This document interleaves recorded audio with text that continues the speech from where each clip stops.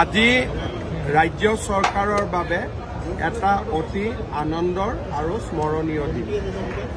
এই সময়ছোৱাত আমি 1,389টা নিযুক্তি আমি সম্পূৰ্ণ কৰিব পাৰিলো আৰু ৰাজ্য চৰকাৰৰ 1 লাখ নিযুক্তিৰ যিটো প্ৰতিশ্ৰুতি আছিল তাক আমি গৌৰৱেৰে সৈতে পূৰ্ণ কৰিব পাৰিলো।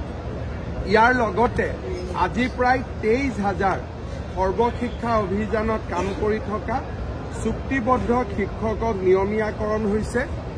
এই সংখ্যাটো যদি আমি ধৰো তেতিয়াহ'লে যোৱা 5 বছৰত অসম চৰকাৰত 4 বছৰত চৰকাৰী চাকৰি লাভ কৰা কৰ্মচাৰীৰ সংখ্যা 1,24,345 জন হ'ল আৰু এখেতসকলক যদি আমি নিয়মীয়াকৰণ বুলি বাদ দিওঁ তেতিয়াহ'লে এই সংখ্যাটোৱে 1,389টাত ভৰি দিলে।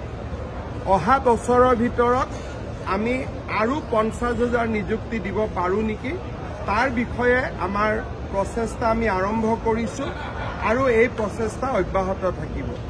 2012 চনত চুক্তিবদ্ধভাৱে শিক্ষক নিযুক্তি দি অসমত নিকা শিক্ষক নিযুক্তিৰ এটা প্ৰক্ৰিয়া আমি আৰম্ভ কৰিছিলোঁ।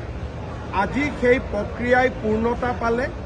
প্ৰায় 24,000 শিক্ষকক আমি আজি স্থায়ী শিক্ষকৰ মৰ্যাদা প্ৰদান কৰিলোঁ।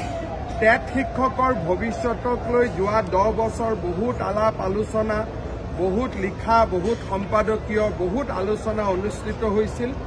আজি সকলো জল্পনা কল্পনাৰ আমি জৱনিকা পেলাই গোটেই শিক্ষকখিনিক নিযুক্তি কৰিলোঁ।